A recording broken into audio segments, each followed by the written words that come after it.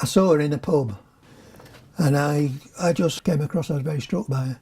Mo was had just started in the fashion course. She was going out with Ozzie Clark, a well-known fashion designer. He mentions her in his autobiography. He calls her Maureen.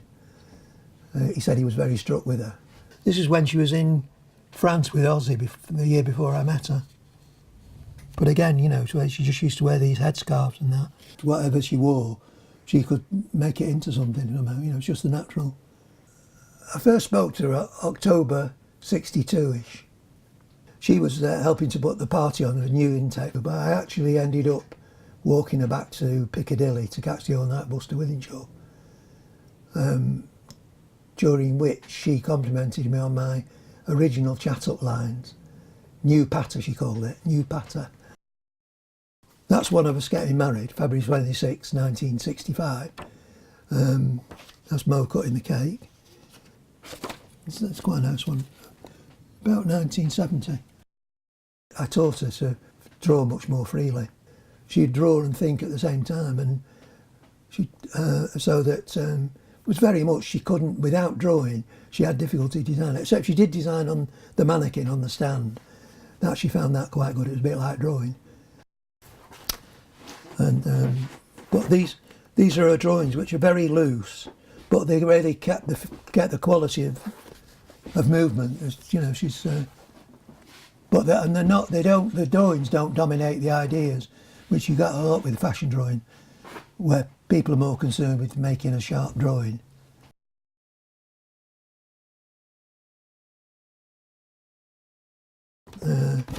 That's Mo. Mo used to do all the pressing, and Joyce was wonderful at making patterns.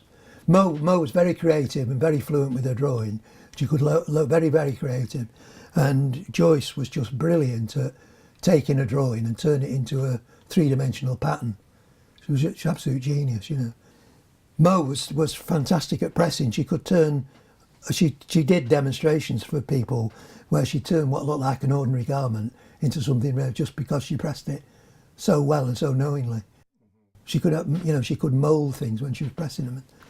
So they were a really good team. They've fantastic, you know, coordination of talents. When they were starting up, they hadn't got a name, and so I thought up QUI, partly because they were very keen on French fashion. There was lots of things around like Mary Quant. QUI, it's very simple. Well, she was a prolific producer of notebooks. She used to just use the notebooks to think with. I mean, this I'd come in here and this would be covered with notebooks and drawings. She was very, very much into fabrics, and but also she was always collecting photographs of things.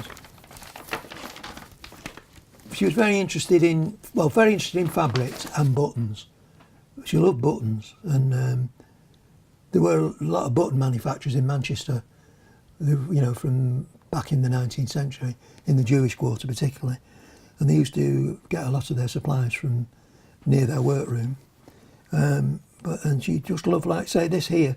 These are just similar buttons that were just slightly in a different ways, different material, different colour. Those are all the same, but again. But you'd see she'd go from there, just develop all those, all from the same idea, of one idea, and then just lead to another. It was just wonderful to see her working, because it was just like, it was like watching her think, you know.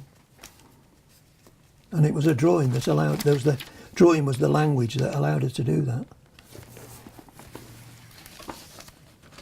It gave her a fluidity that she wouldn't have otherwise had, I don't think, in terms of her thinking. Some of the books got bigger and bigger. These were books in the late 90s. But again, you can see here she's just interested in all sorts of little bits and pieces, but there's a lovely fluidity about it. It's almost like people walking into the drawing. She wasn't scared of sticking photographs in if she liked something, you know. And she was forever matching fabrics, putting fabrics together in some very subtle combinations. Again, the drawings are just so fluent, you know.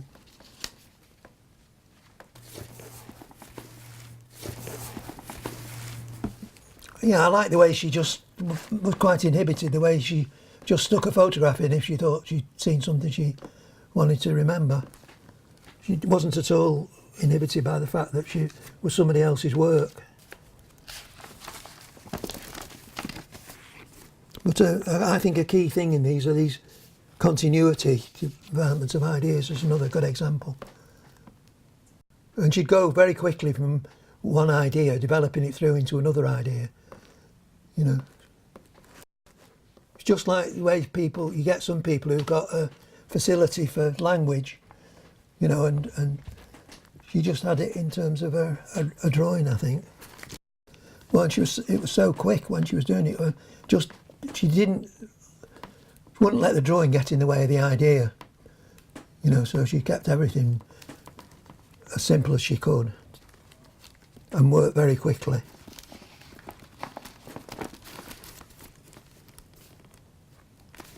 Yeah, I like the way she just would stick a photograph in and not bother.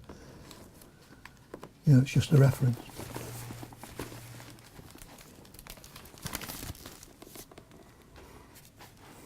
There's some lovely ones on here, yeah.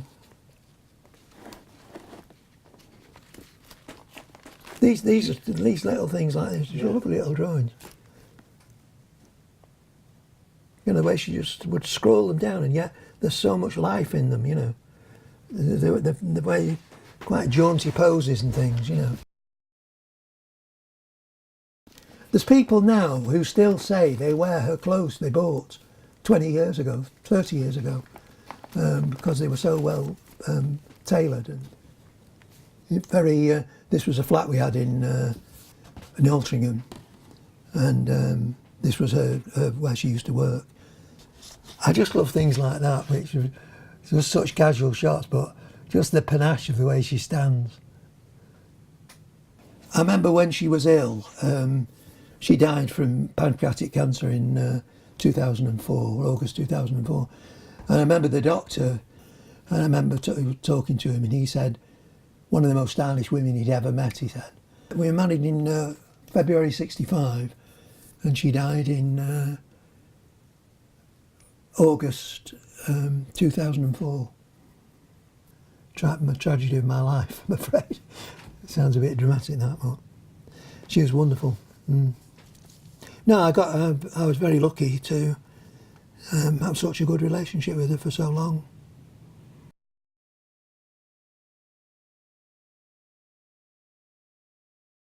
Well, it's a bit weak on my part that I am, you know, that I've not come to terms with the fact that she's died. Really, that's what it is. Well, she was my life, really.